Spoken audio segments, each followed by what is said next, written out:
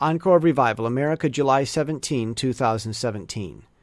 Donald Trump Jr. was asked by the Russians to look at information that could indict the Clintons. He agreed, contacted some peers, met, and listened, then decided it was a dead end. The New York Times made the first disclosure about this information, but not their source of the information. There is no crime here so far, at least not among Trump parties.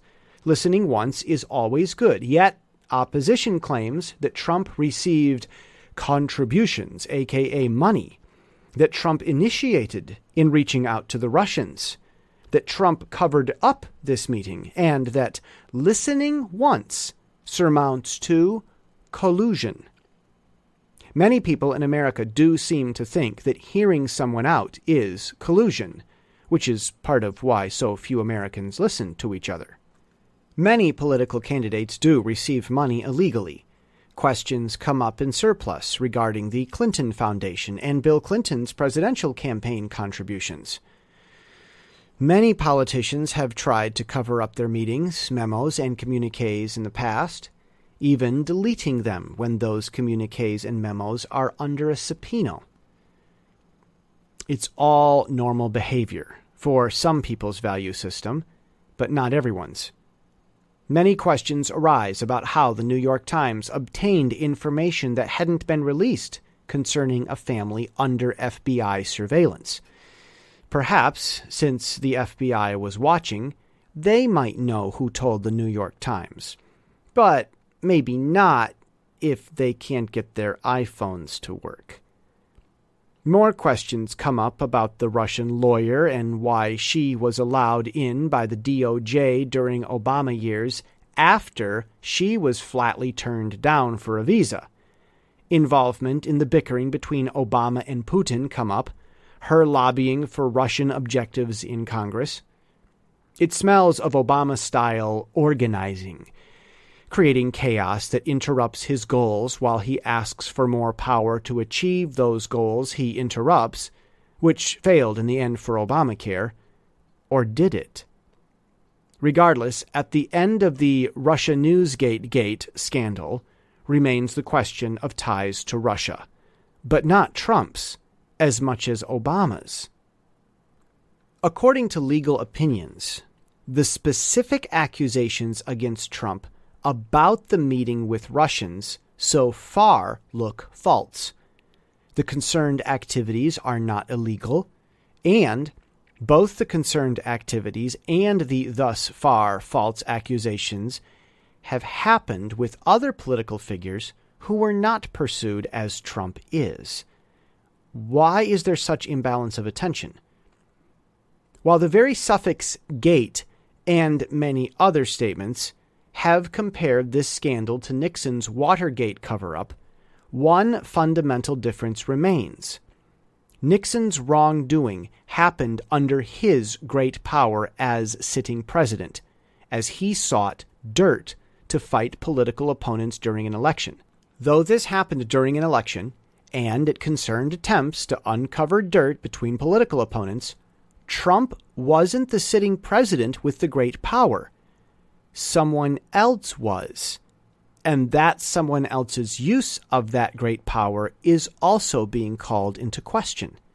Another difference from Nixon's Watergate is that it is too late for that someone else to resign and thereby receive a full pardon from his successor. Perhaps that is why such unbalanced attention focuses on Trump instead of the more fitting Nixonian counterpart. But we don't know why this is happening. Wagons are circling, and whenever the wagons circle, it's not a good sign of the times. There is no point in pursuing a dead end. The Trump dissent from the far left, therefore, does not think it's a dead end. They seem to hold that some sort of information exchange happened between Trump and the Russians that was not disclosed. That's the most sense to make of it all. But that further illustrates how the right and left of America think differently. The left doesn't understand the right's value system. Listen to everyone once. Be fair to enemies. Don't do anything dishonest in the process. In the mind of the left, dishonesty and power go together by definition, and listening before having an opinion isn't even a consideration. The far right doesn't understand how the far left doesn't understand that. Each side of America looks down and shakes its head over the actions of the other. There may be no conspiracy against Trump. This may be happening because a few powerful people in mass media and politics normally drop a few words, hit at a few ideas, and a candidate fails as if on cue. Those methods failed on Trump, and those powerful few don't know how to handle their first-time failure. Young Democratic voters latch on to these fruitless efforts because they also don't know how to deal with their first-time election defeat. This situation is dangerous for the nation, not because Trump has done anything wrong, but because shining the spotlight on fruitless pursuits is distracting the nation from the long-lasting laws Trump already has progress with. Obama had the House and Senate, but lost them. His signature healthcare law was as such that he himself suspended enforcing it. The opposing party won 6 elections on a campaign to repeal and replace. And that repeal and replace is underway.